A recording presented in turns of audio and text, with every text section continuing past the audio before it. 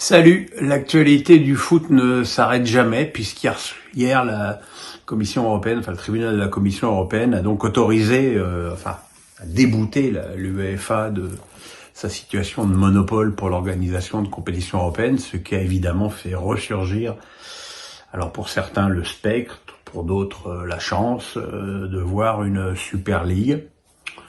Vous êtes beaucoup à m'avoir demandé ce que j'en pense. Déjà, on voit que, à part le Barça et le Real et Naples, Naples, c'est De Laurentiis qui est un fêlé notoire. Donc, à part le Real et le Barça, tous les autres grands clubs ont dit non. Après, faut pas se leurrer, tout ça, ce n'est qu'une histoire de pognon. Évidemment, vu que 1 milliard est promis au Barça et au Real comme club fondateur, vous pensez évidemment qu'ils sont pour. Maintenant, comment on va faire une compétition quel intérêt aura une compétition s'il y a que ces deux clubs-là, ces trois clubs-là? Aucun. Et quel mérite aura-t-on de remporter la Ligue des Champions s'il n'y a plus le Barça, le Real et même Naples? Aucun. Donc,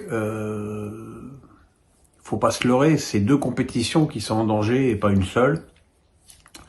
Après, j'entends la gratuité pour les retransmissions. Alors là, je tombe des nues et je me demande si on nous prend pour des cons, parce que il y aura évidemment infiniment plus d'argent en jeu dans cette Super League, et déjà la Ligue des Champions à l'heure actuelle n'est retransmise dans aucun pays gratuitement.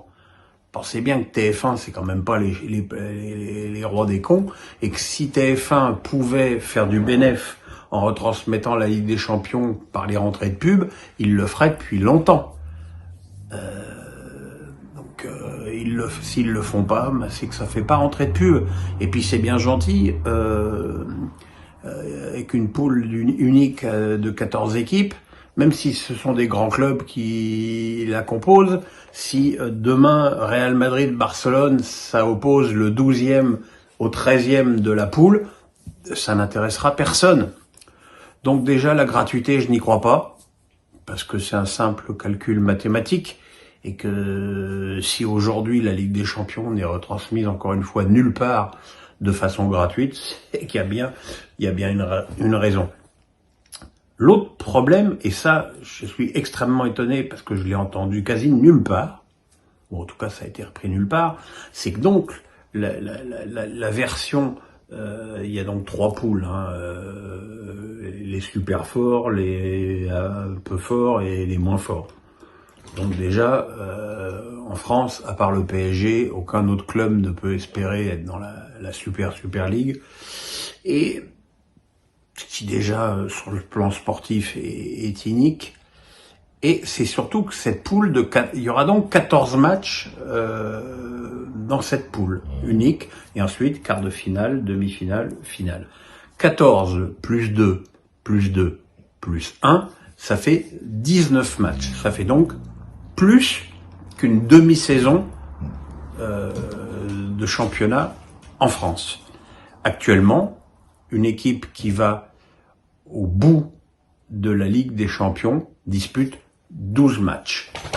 Donc il y a 7 matchs de plus, et je suis très étonné, ou alors pour l'instant les joueurs ne se sentent pas concernés, mais je suis très étonné que les syndicats des joueurs, qui déjà râlent pour l'organisation de la nouvelle Coupe du Monde des clubs, pour l'augmentation des nations dans l'Euro et pour la multiplication des matchs, ne voient pas venir ce danger que constitue une compète où il y aura 14 matchs, encore une fois, de poules, où évidemment les équipes les moins bien classées auront un intérêt limité à la jouer. Et quid des championnats nationaux?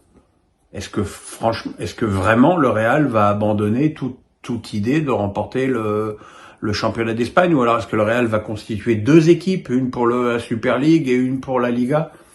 Bon, bref, tout ça, j'y crois pas. En plus, le gouvernement anglais a déjà dit que c'était niet, donc ça veut dire quand même qu'une compétition européenne sans les grands clubs anglais, ça va être très compliqué. Donc voilà, vous m'avez demandé mon avis. J'y crois pas. En tout cas, je ne crois surtout pas à la survie des deux. Après, peut-être qu'il y aura des négociations. Déjà, l'UEFA semble vouloir abandonner sa nouvelle formule de Coupe d'Europe.